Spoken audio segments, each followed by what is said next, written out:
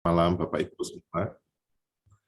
Eh, Kita bersyukur untuk kesempatan yang Tuhan kembali berikan bagi kita untuk membaca dan memahami firman Tuhan dalam hal ini melalui Injil Matius dalam kesempatan yang ketiga ini.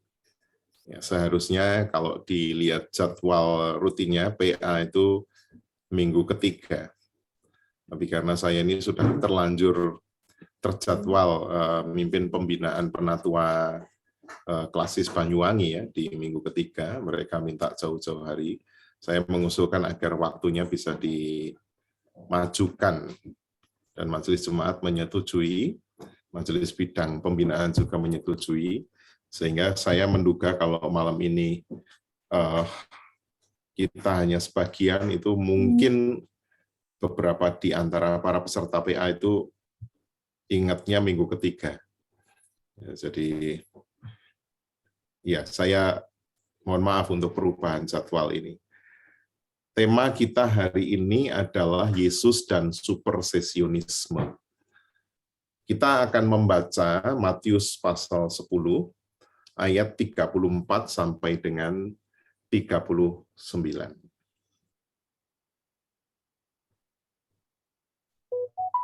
Screen saya sudah bisa terlihat ya? Ya. Saya akan membacakan untuk Bapak Ibu sekalian. LAI memberikan judul Yesus membawa pemisahan, bagaimana mengikut Yesus. Jangan kamu menyangka bahwa aku datang untuk membawa damai di atas bumi. Aku datang bukan untuk membawa damai, melainkan pedang. Sebab aku datang untuk memisahkan orang dari ayahnya, anak perempuan dari ibunya, menantu perempuan dari ibu mertuanya, dan musuh orang ialah orang-orang seisi rumahnya. Barang siapa mengasihi bapa atau ibunya lebih daripadaku, ia tidak layak bagiku. Dan barang siapa mengasihi anaknya laki-laki atau perempuan lebih daripadaku, ia tidak layak bagiku. Barang siapa tidak memikul salibnya dan mengikut aku, ia tidak layak bagiku. Barang siapa mempertahankan nyawanya, ia akan kehilangan nyawanya. Dan barang siapa kehilangan nyawanya karena aku, ia akan memperolehnya. Terpujilah nama Tuhan. Bagian dari firman Tuhan ini, kalau dibaca tanpa pengertian, itu bisa mendatangkan kesalahpahaman. Bahkan orang yang mau jadi Kristen bisa batal jadi Kristen. Mengapa? Karena Tuhan Yesus menyatakan sesuatu yang sangat ekstrim ya. Datang tidak membawa damai, melainkan membawa pedang. Datang membawa perpecahan dalam keluarga. Anak-anak harus berpisah dengan orang tua kalau mau mengikuti Yesus. Jadi ini salah satu teks di dalam Alkitab yang sering disalah tafsirkan oleh orang-orang non-Kristen, termasuk sejak zaman gereja perdana. Jadi gereja perdana, gereja mula-mula itu banyak ditolak oleh karena salah satunya teks ini, bahwa Yesus itu datang untuk membawa perang, membawa perpecahan dalam keluarga. Nah, saya ingin membagi PA kita malam hari ini dalam 3 bagian. Bagian pertama saya akan bicara tentang supersesionisme. Apa itu? Karena bahkan kalau Bapak Ibu ngetik begitu kata kunci supersesionisme di Google itu sangat sedikit informasi tentang itu. Sehingga ini gereja-gereja Indonesia tidak banyak membicarakan ya dalam bahasa Indonesia minimal. Lalu yang kedua, saya akan mengajak kita memahami apa di balik Matius 10 ayat 34 sampai 39. Dan yang ketiga, kita akan masuk dalam sesi tanya jawab atau diskusi atau pendalaman. Nah, saya langsung saja. Supersesionisme. Apa itu supersesionisme? Supersesionisme itu juga dikenal dengan yang namanya replacement theology, teologi pengganti. Jadi umat perjanjian yang baru atau orang Kristen itu menggantikan umat perjanjian lama atau Yahudi. Israel tidak lagi beroleh kemurahan Allah karena Allah telah membuat deklarasi baru untuk mengasihi gereja Kristen. Dan ini tricky ya, mengecoh. Karena di tengah-tengah banyak orang mengatakan bahwa gereja adalah Israel baru, kita adalah umat yang baru. Konsep itu bisa terpleset dalam yang namanya supersesionisme. Jadi supersesionisme ini baik atau buruk, ya, bergantung dari cara kita melihatnya. Tetapi pada umumnya, dari kalangan kajian-kajian teologis, supersesionisme itu adalah hal yang buruk. Ya, orang pertama yang menafsirkan Alkitab secara supersit, ya, supersit itu kan seperti kalau di atas kursi ada kertas dan kemudian ditumpuki kertas baru sehingga kertas lama itu tidak lagi kelihatan. Kalau ada bopeng didempul lagi sehingga bopeng yang lama itu tidak kelihatan, itu supersit.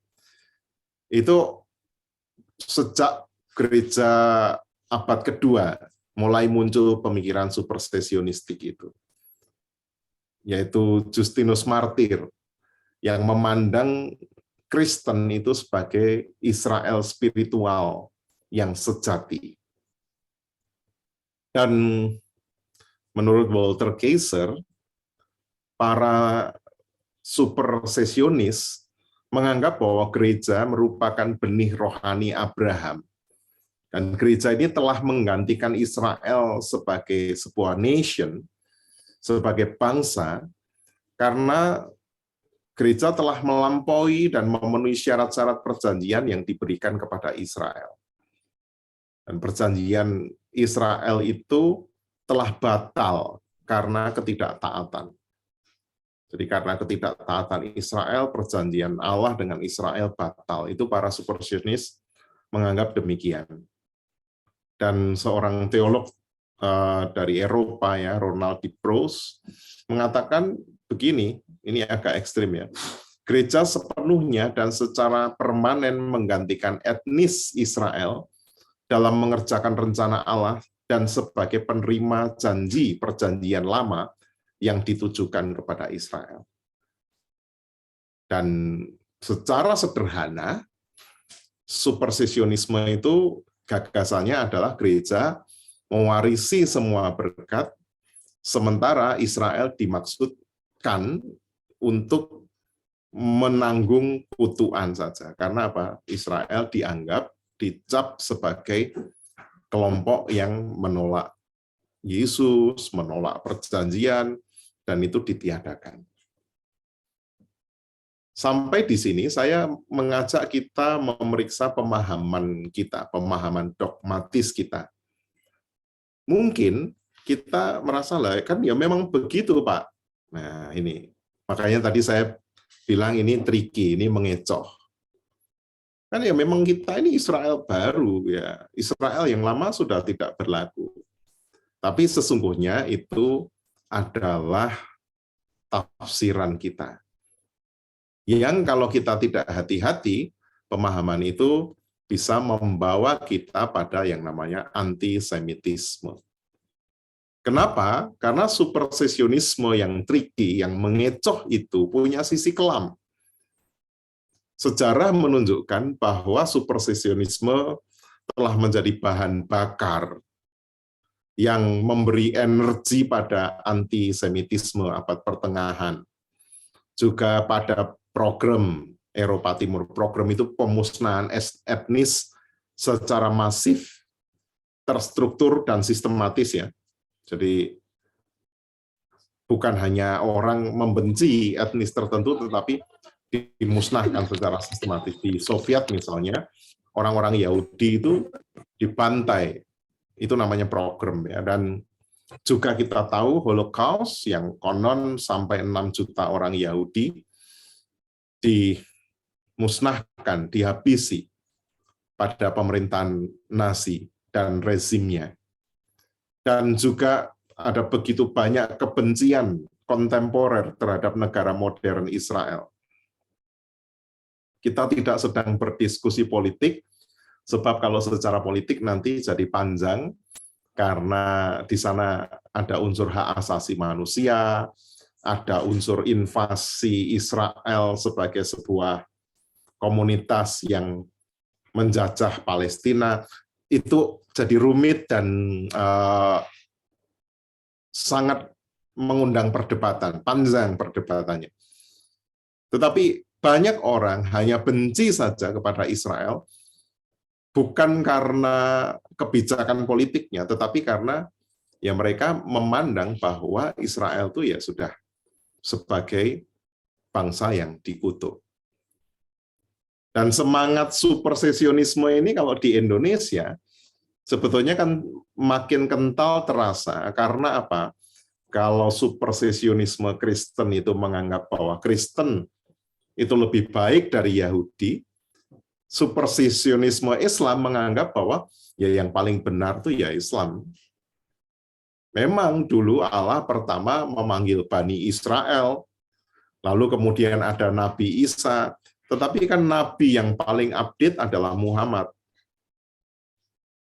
Saya ingat bapak saya bercerita ketika pertama kali dia menjadi Kristen, saudaranya yang hubungannya sangat baik, tetap menghormati, tetapi menasehati dengan sebuah pertimbangan yang supersesionis. Jadi ini sudah ada sejak dulu, tapi orang itu tidak bisa menamakan. Bapak saya dinasihati, Yesus itu baik, dia memang Isa itu Nabi Allah. Tapi kamu harus tahu bahwa Isa itu zaman dulu. Yang zaman sekarang adalah Muhammad. Nah, pertimbangan itu adalah pertimbangan yang supersesionistik.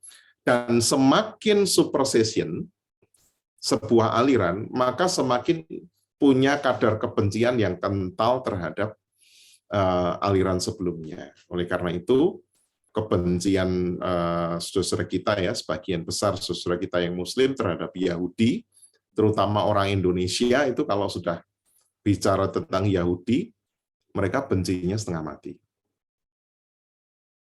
Jadi dua yang seringkali dipakai sebagai ancaman, satu PKI, yang kedua Yahudi. Jadi orang Yahudi itu tidak ngapa-ngapain pun juga jahat. Ketemu dengan orang Yahudi pun sudah dianggap sebagai, wah ini bahaya, dia bersekutu dengan Yahudi. Ya, Gus Yahya Stakuf itu salah satu isu yang mengguncang dia sebagai ketua PBNU adalah karena Yahya Stakuf itu terbuka terhadap Israel. 2018 dia turut hadir dalam pertemuan menjadi Dewan Pertimbangan dalam sebuah konvensi yang diselenggarakan oleh Israel, sehingga ia selalu dianggap sebagai anteknya Yahudi untuk mengopok-opok Indonesia. Yahudi juga di Surabaya dulu ada tempat ibadah ya di Kayun itu padahal sebetulnya cagar budaya. Ya dilibas begitu saja, nggak pakai babi bu. Padahal bangunan-bangunan Belanda yang biasa saja dilindungi oleh pemerintah. Saya mengenal beberapa orang Yahudi di Indonesia. Jadi kalau dilihat namanya itu seperti nama orang Islam, namanya kearab-araban begitu. Tapi mereka Yahudi, beberapa di antaranya adalah wartawan. Mereka menceritakan bagaimana menjadi Yahudi itu betul-betul menjadi seperti orang Syiah atau Ahmadiyah yang harus sembunyi-sembunyi. Nah, di balik itu sebetulnya ada supersesionisme. Gambar ini adalah tokoh dalam Harry Potter ya. Kalau Bapak Ibu pernah nonton film Harry Potter, saya lupa seri keberapa, di sana ada seorang bankir ya, kelompok goblin para bankir yang rakus gitu. Dan tokoh yang digunakan menggambarkannya, ciri khasnya Yahudi banget ini. Dilihat dari model hidungnya gitu. Dan itu stigma bahwa Yahudi itu bankir, tamak. Di situ ada ideologi antisemitisme. Jadi kita mungkin terbiasa berada di dunia yang demikian. Oleh karena itu penerimaan atau penolakan terhadap supersesionisme dapat mempengaruhi bagaimana seorang itu melihat negara modern Israel dan peristiwa-peristiwa di Timur Tengah. Dimanapun teologi pengganti atau replacement teologi atau supersesionisme berkembang, maka di sana orang-orang Yahudi harus lari mencari perlindungan. Nah, selanjutnya, salah satu teks yang paling sering dipakai sebagai alat legitimasi bahwa Yesus sendiri juga supersesionis kok. Buktinya ada Matius 10 ayat 34 sampai 39. Yesus menyuruh adanya pemisahan dengan Yahudi. Nanti dulu. Karena ini hanya salah satu contoh ayat yang sering dipakai untuk melegitimasi pandangan yang dibaliknya ada ideologi kebencian, ujaran atau semangat kebencian kepada orang lain. Nanti akan ada teks-teks lain, dan selama kita ber-PA membedah Alkitab, kita akan banyak menjumpainya nanti ke depan. Jadi, dalam Matius 10, ayat 34 sampai 39, itu ini argumen kita pada malam hari ini ya, bukanlah ekspresi antisemitik, melainkan penggenapan atas eskatologi kenabian. Bagaimana penjelasannya nanti saya akan jelaskan. Pertama-tama saya ingin kita memahami dulu cerita di dalam Matius 10 ini, teks Matius 10 ini. Secara naratif, narasinya, Matius 10 ayat 34 sampai 39 itu merupakan bagian dari klaster. Kita membayangkan ya, kalau klaster itu kan berarti perumahan tuh ada di klaster-klaster gitu. Nah, di dalam Injil Matius itu ada bagian kelompok perikop yang bercerita tentang Yesus mengutus para murid untuk bermisi. Dan itu ada dalam klaster teks pasal 10 ayat 1 sampai 11 ayat 1. Jadi Yesus mengutus para murid bermisi. Mereka diutus memberitakan kerajaan Allah, mereka diminta untuk melakukan karya penyembuhan karena salah satu problem yang terjadi pada saat itu adalah sakit. Ya, di tahun 50-an itu di wilayah Palestina terjadi semacam pandemi juga, sehingga kisah penyembuhan itu menjadi sebuah topik yang penting. Sejak saat itu, para murid juga diutus mengusir setan di area Israel. Dan untuk itu, dalam rangka misi itu, setiap murid Kristus itu harus penuh tekad. Mereka harus berani membara secara minimalis, membawa bekal jangan, ya. Hanya ia bawa diri. Lalu selain itu Yesus mengingatkan bahwa mereka akan hidup dalam bahaya. Para pengikut Yesus itu akan menderita, dianiaya oleh para pemuka Yahudi dan penguasa Roma, dan akan ditolak oleh semua orang. Ini konteks narasinya. Dan Yesus berpesan agar para murid itu tidak takut, dan ia menjanjikan perlindungan Allah, tidak sehelai rambutmu pun akan jatuh kalau bukan Allah yang mengizinkan. Itu jaminan Yesus. Nah, pada pasal 10 ayat 34 sampai 39, Yesus mengingatkan bahwa misi kerajaan Allah ditegaskan kembali itu menuntut kesiapan mental untuk berhadapan dengan penolakan dari keluarga dan bahkan bisa membuat seorang itu kehilangan nyawanya. Jadi itu konteksnya. Sederhananya adalah mengikut Kristus itu harus berani.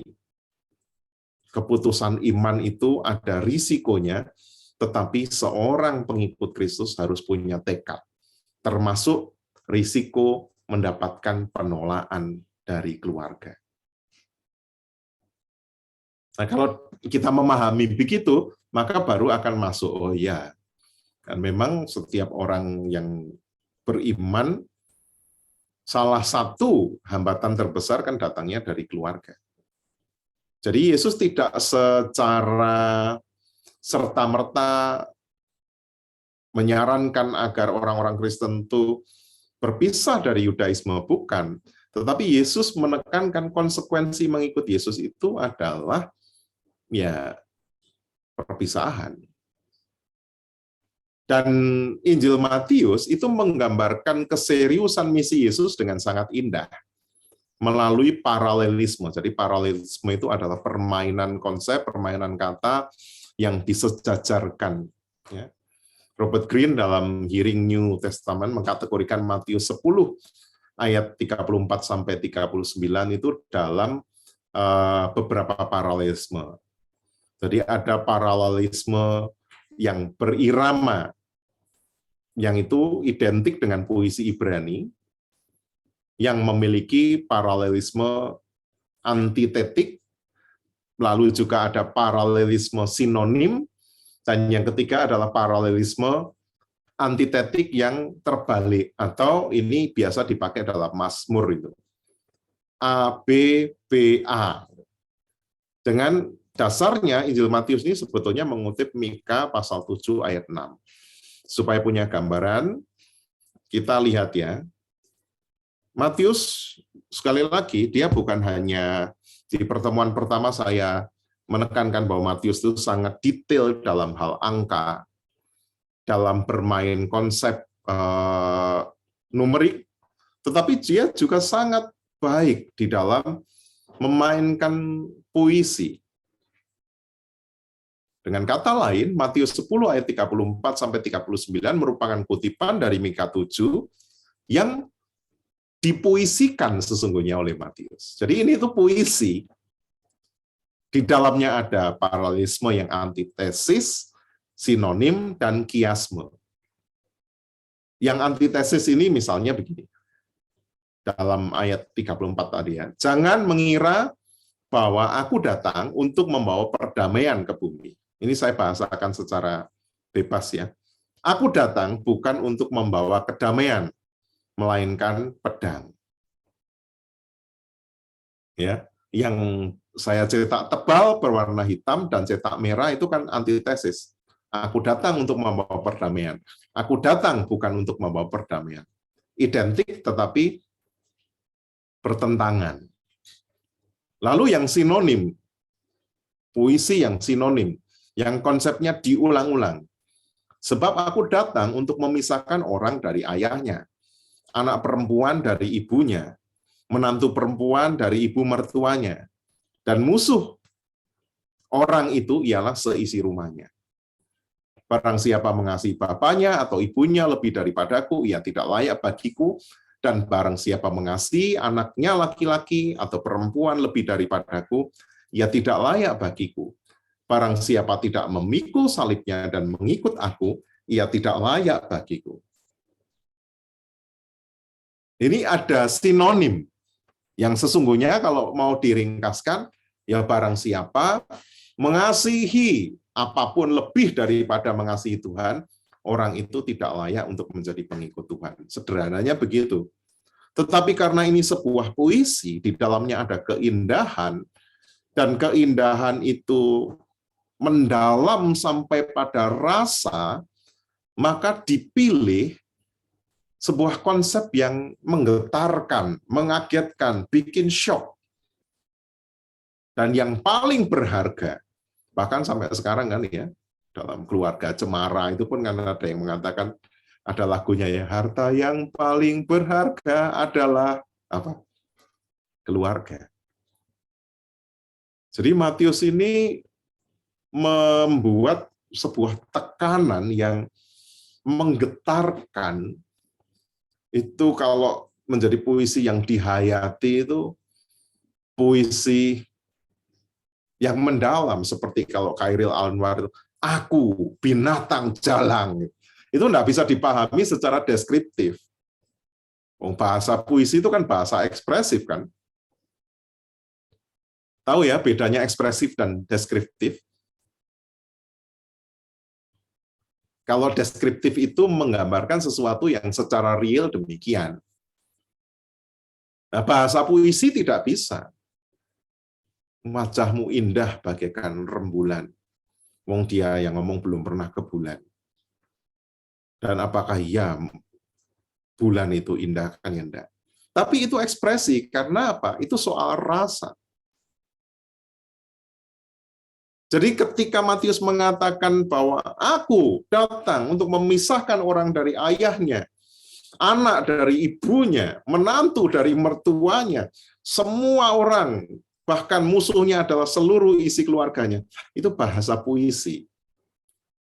Seperti aku binatang jalan, seperti wajahmu indah bagaikan rembulan, seperti jika engkau tiada sanggup bekerja, lebih baik engkau mengambil tempat di depan gapura kuil dan meminta sedekah dari mereka yang bekerja dengan cinta, punya Khalil Gibran itu. Apakah iya kalau kita nggak sanggup bekerja, suruh ngemis? Nah, ini problemnya. Jadi bahasa Alkitab itu bukan hanya deskriptif. Nah, kita, orang-orang modern yang dididik dalam tradisi modern atau postmodernisme, seringkali berpikirnya itu ya deskriptif, linear. Tapi penulis Alkitab itu ini bicara tentang seni. Ya. Dan justru di sanalah Injil Matius ini bukan hanya menjadi sebuah kumpulan buku petunjuk saja, kayak manual book saja. Dan Matius kan terkenal dengan itu. Jika tangan kananmu menyesatkanmu, penggalah. Jika matamu menyesatkanmu, cungkilah. Kan itu. One ekstrim kan. Itu bahasa puitis. Dan kiasme. Yesus berkata, mereka yang menemukan hidup akan kehilangannya. Dan mereka yang kehilangan nyawanya, demi aku akan menemukannya. Yang ini saya terjemahkan secara bebas. Versi aslinya, kalau terjemahan LAI juga begitu. Tapi saya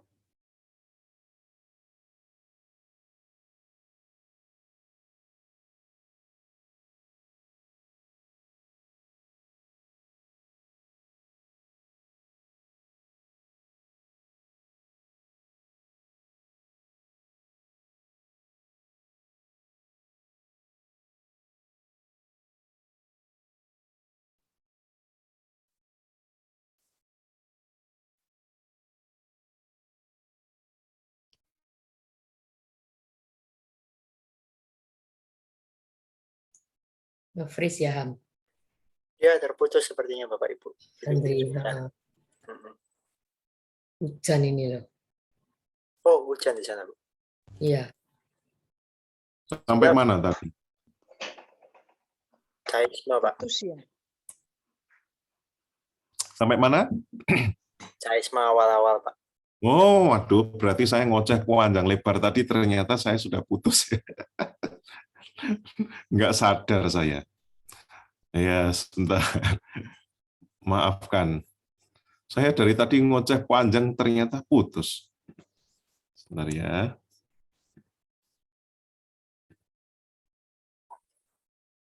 Ya. Kiasme ya. Oh ya. Jadi mereka yang menemukan hidup, mereka akan kehilangan. Dan yang kehilangan akan menemukan. Jadi A, B, B, A. Ini mirip seperti kiasme dalam Mazmur. Paralelisme yang sama, kan teks ini nggak hanya dimuat di Matius 10, tapi juga di Lukas 12.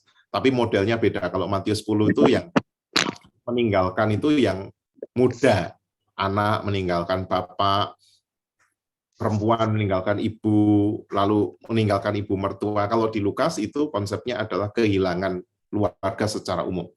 Nah, paralelisme di Lukas juga sama, tapi Lukas itu punya tujuan yang berbeda dengan Matius. Kalau Matius kan klasternya Yesus mengutus para murid bermisi. Kalau Lukas itu berada di dalam klaster bahwa Yesus mengatakan ini sebagai penunjuk tentang penyaliban dan kebangkitan. Tetapi keduanya sama. Dalam hal baik Matius dan Lukas menggunakan paralelisme ini untuk menekankan pentingnya kesiapan menghadapi krisis. Menjadi Kristen itu berarti bukan hanya siap menerima berkat, tetapi menghadapi krisis. Dan biasanya ketika seseorang itu menjadi Kristen baru bertobat di masa-masa awal kehidupannya, itu mereka akan mengalami krisis yang sangat besar. Bagaimana kalau orang sudah Kristen sejak lahir? Dia juga akan mengalami krisis tertentu di masa kehidupannya. Yang banyak orang Kristen sejak lahir itu bahkan bisa kehilangan iman karena krisis itu. Jadi semua orang Kristen itu pasti akan menghadapi krisis. Kalau Lukas, indah juga ya. Nanti saya pas bagian ini berarti tidak perlu membahas lagi tentang Injil Lukas. Bagi Lukas tidak ada kebangkitan tanpa salib. Kalau Yesus itu tidak disalib, Yesus tidak bangkit. Maka jadi Kristen juga begitu. Kalau tidak menghadapi krisis, dia juga tidak akan mengalami kemuliaan. Tetapi bagi Matius, tekanannya adalah tidak ada kerajaan surga tanpa krisis. Tidak ada restorasi atau pemulihan atas umat Allah tanpa pemisahan. Dan konsep ini, Matius menggambarkan konflik muncul secara disosiatif ya. Jadi kalau berkumpul bersama itu kan asosiasi, associate. Tetapi kalau dissociate itu memisahkan diri, yang memisahkan diri adalah generasi muda dari yang lebih tua. Laki melawan ayah, anak perempuan melawan ibu, menantu perempuan melawan ibu mertuanya, dan akhirnya seluruh keluarga mereka akan menjadi musuh seseorang. Tetapi itu bukan berarti kekristenan harus melawan Yahudi. Itu salah baca. Karena apa? Membacanya secara deskriptif tadi. Bukan sebagai paralelisme. Lalu, mengapa Yesus mengatakan ini? Ya, sekali lagi, kerajaan Allah adalah prioritas utama. Bahkan Yesus pun dalam Matius 12 ya ayat 46-50 digambarkan tidak bisa menunda misinya demi reuni keluarga. Jadi suatu saat Yesus kan sedang mengajar, lalu ibu dan saudara-saudaranya nyuruh dia pulang. Lalu apa kata Yesus? Ya, siapakah ibuku? Siapakah saudaraku? Ibu dan saudara-saudaraku adalah mereka yang melakukan kehendak Bapa. Itu bukan karena Yesus kurang ajar sama Maria. Jelas tidak. Di masa wafatnya, jelang wafatnya, apa yang Yesus katakan? Yesus masih menitipkan Maria kepada Yohanes. Jadi Yesus ini sangat berbakti kepada Maria. Tetapi dalam konteks tertentu, mengabarkan Injil itu adalah sebuah prioritas. Memang Matius menggambarkan ketegangan antara Yesus dan pemimpin Yahudi. Ada banyak teks seperti yang saya tulis itu. Untuk menunjukkan Yesus dan orang-orang Yahudi itu tegang. Namun itu perlu dipahami dalam konteks penegaan esensi hukum bagi Israel. Minggu lalu Pendeta Dedi sudah bicara banyak tentang Yesus dan hukum Taurat. Dan kalau Yesus berkonflik dengan orang Yahudi, itu bukan karena Yesus benci Yahudi, bukan karena Yesus mau meniadakan Israel. Yesus adalah seorang Yahudi, tetapi ia punya pemahaman yang berbeda tentang esensi hukum Taurat. Dan Matius itu mengutip persis paralelisme dari Mika 7 ayat 6 yang dinubuatkan tentang zaman keselamatan yang akan datang bagi Israel. Jadi untuk memahami paralelisme ini kita perlu menelusuri unsur-unsur eskatologi kenabian dalam konteks sosio historis ya, sosio sejarah Matius. Nah, konteks sejarah dan teologisnya. Teks ini ditulis dalam konteks di pertemuan pertama saya sudah jelaskan, Injil Matius ditulis antara tahun 80 sampai 85-an. Dan selama beberapa tahun, ya, sejak seputar tahun 70-an, orang-orang Yahudi dan Kristen Yahudi itu bergumul. Karena pemberontakan bangsa Yahudi terhadap Roma di tahun 70-an itu berbuntut pengepungan Yerusalem dan penghancuran Bait Allah. Jadi sekitar tahun 64, penguasa Persia itu meminta agar Roma tunduk kepada Persia. Dan pada saat itu Roma melemah, dan ketika Roma melemah, orang-orang Yahudi, kelompok Zakari, kelompok Zelot itu bangkit, dan mereka percaya bahwa ini waktunya untuk menumbangkan penjajah. Dan karena Roma yang sedang turun pengaruhnya itu ada pemberontakan, mereka berubah menjadi sangat kejam untuk menunjukkan dominasinya. Dan selama 5 tahun itu terjadi pertumpahan darah di Yerusalem. Rumah-rumah dibakar. Orang tua dan anak-anak bahkan ikut tertumpah darahnya. Yerusalem ya bagaikan abu, dan bahkan puncaknya Bait Allah dihancurkan, diruntuhkan. Dan saat itu orang-orang Yahudi betul-betul kehilangan semangatnya karena pusat nasionalisme dan pusat spiritualitas yang adalah Bait Allah sudah nggak ada. Dan setelah itu masih ada buntutnya lagi. Komunitas Yahudi yang di Antioquia, karena kan orang-orang Yahudi itu ada di mana-mana ya, sama seperti orang Cina atau orang Batak atau orang Madura yang di mana-mana.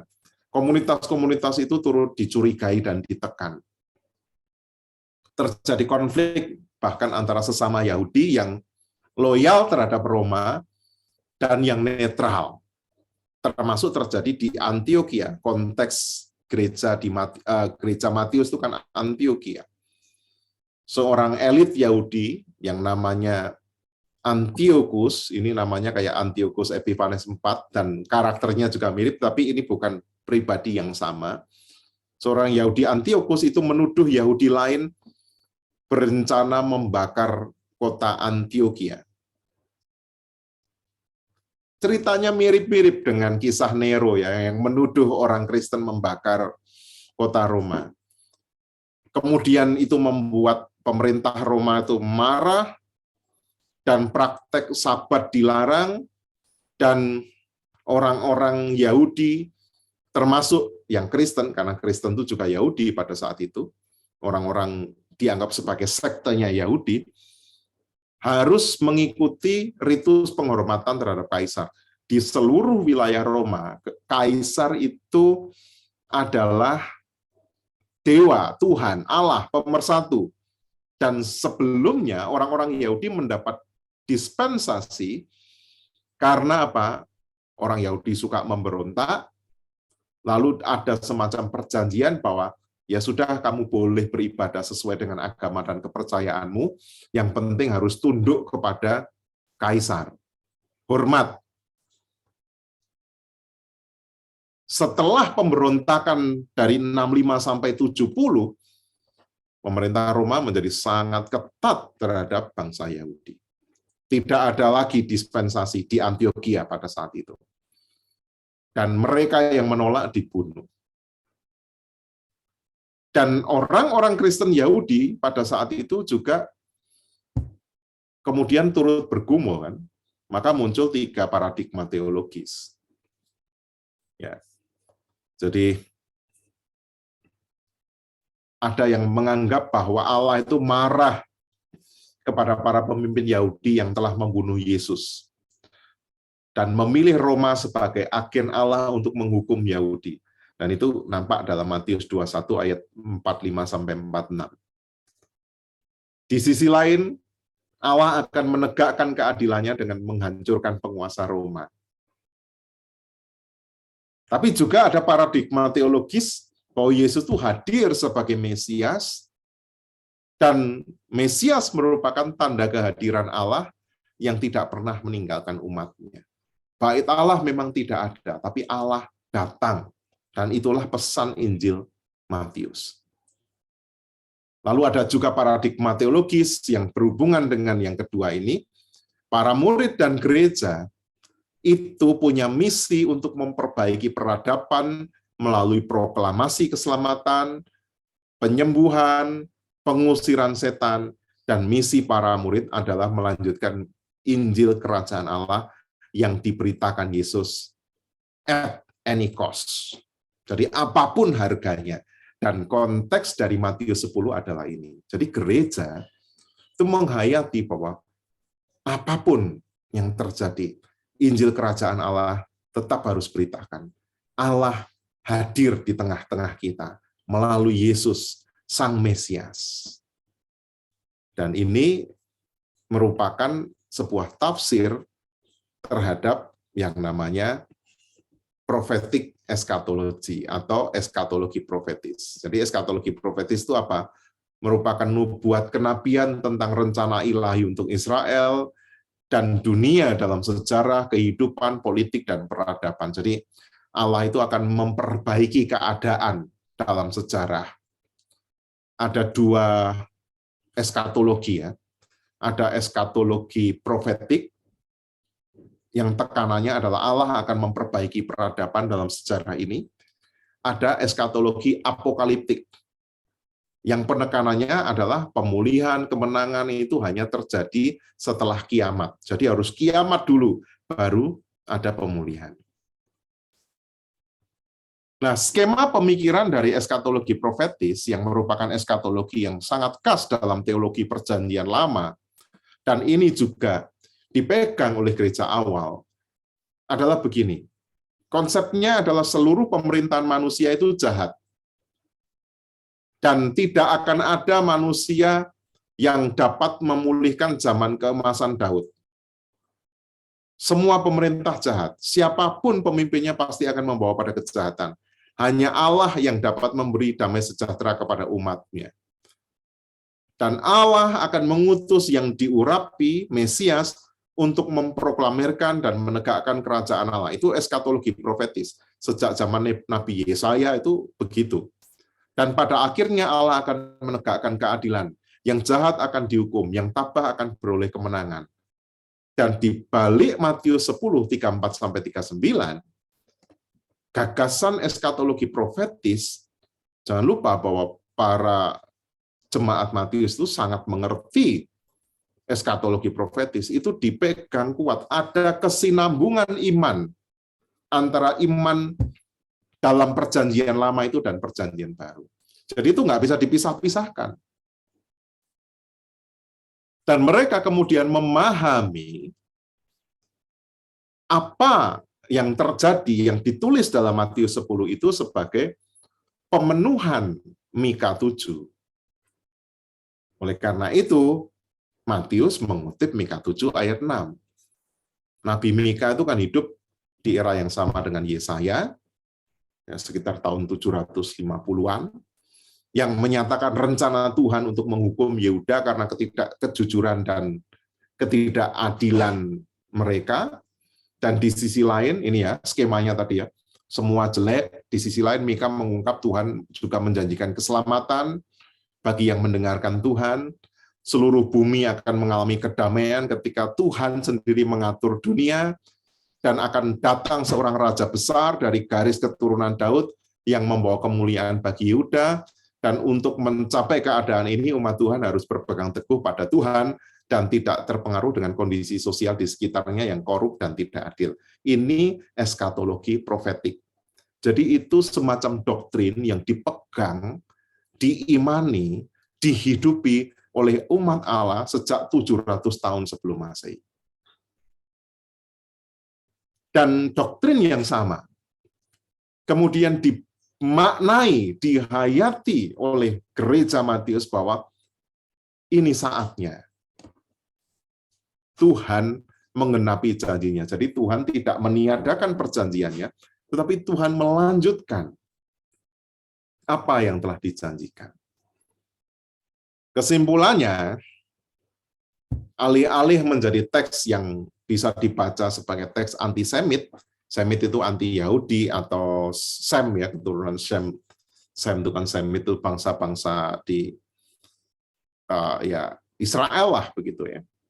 Matius 10:34-39 adalah sesungguhnya interpretasi eskatologi kenabian Yahudi dan penegasan keyakinan Matius mengenai penggenapan atau pemenuhan nubuat itu.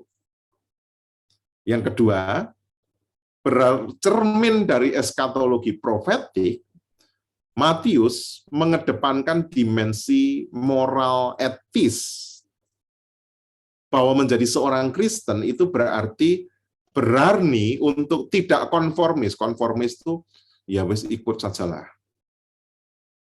Kalau orang lain suruh nyembah kaisar, ya saya nyembah.